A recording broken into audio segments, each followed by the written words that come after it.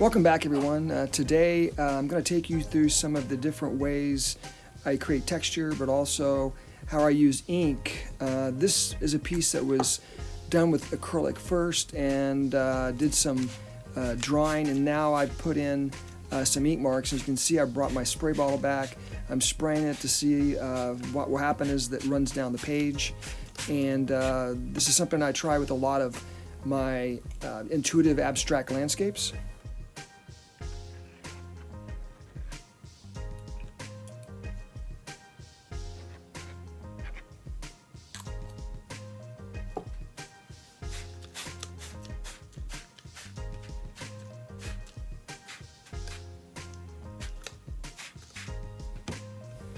Okay, now that that is dried, I've also brought in some walnut ink, and I did the same kind of thing where I put it at the top of the page and I let it kind of cascade down towards the bottom. I'm bringing in some brush strokes just to bring some of the ink in certain areas, and I will also let that drip down.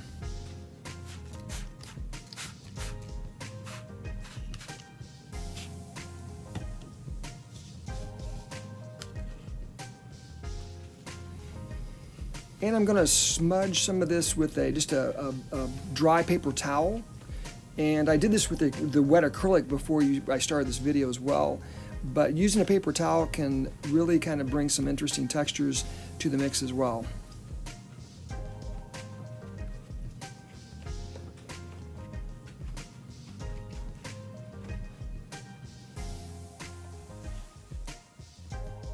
I don't really have a preconceived idea with this. I'm really kind of letting the paint go where it wants to go.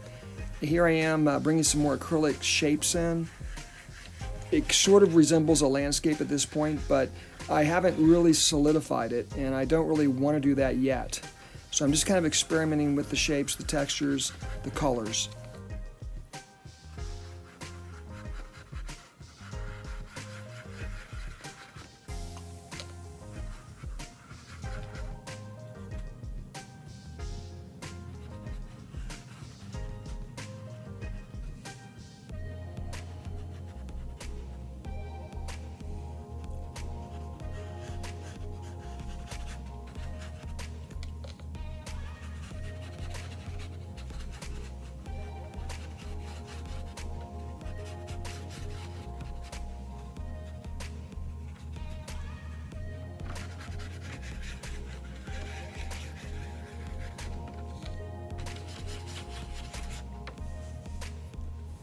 Okay, here we have another sheet which I had dried acrylic once again, and I'm bringing back in acrylic ink into the mix, and I'm using just a green over top of the blue I've already established.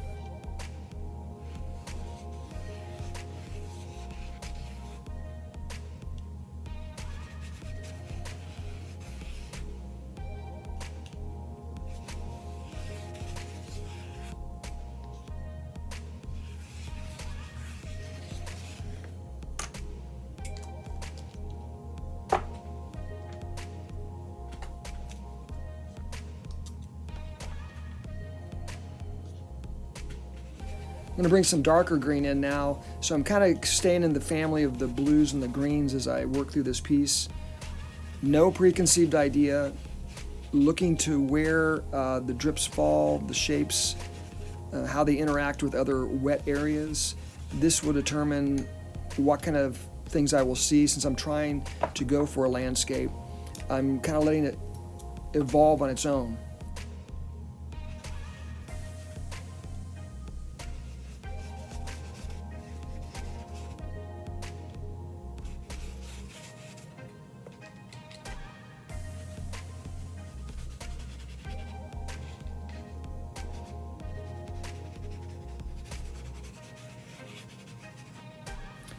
No preconceived idea yet. I'm just kind of letting the shapes intermingle. The yellowish greens and the bluish greens kind of combine to see what evolves in terms of looking for openings for a landscape.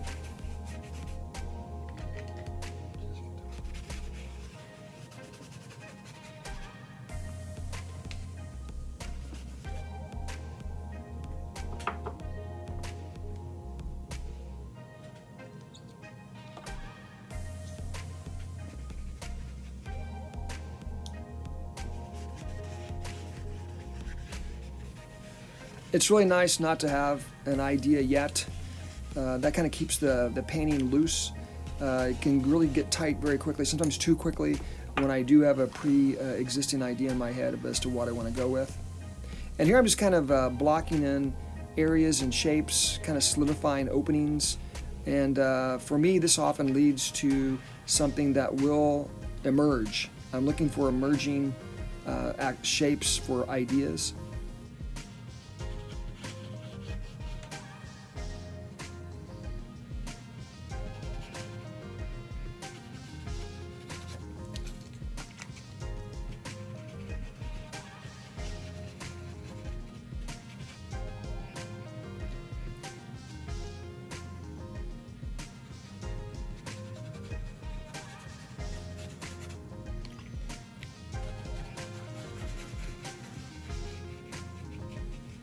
Okay, the next piece, this is something that was solved by using the previous techniques I showed you just in this video, the different wet-on-wet technique, and not really having a preconceived idea. Eventually, something did open. Some of the shapes in the back opened up for the moonlit sky at the back. I also brought in some different tree patterns at that point that were in the abstractions I was doing.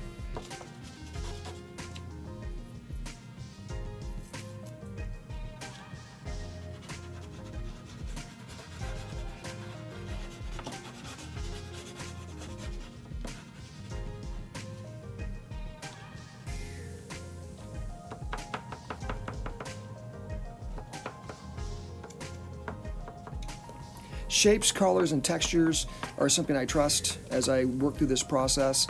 I'm now going in with some of the Neo Pastel to bring out some further leaves, if you may, in the trees. I've kind of stuck with a purple bluish tone in contrast to the sandy color on the ground.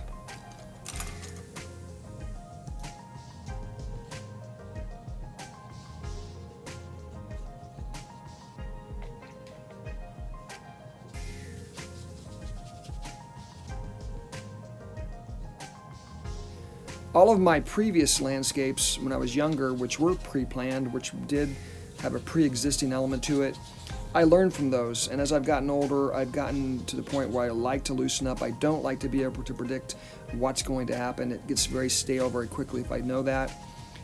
So that's the kind of the method of the madness that I try by starting with abstraction and moving towards representation.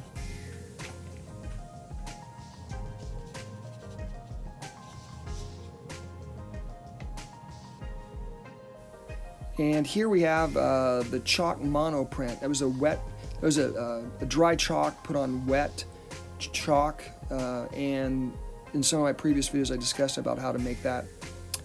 Anyway, I'm almost finished here today. I hope you've enjoyed the video, and I'll let you go out on the finished piece here. Thanks everybody, have a great day.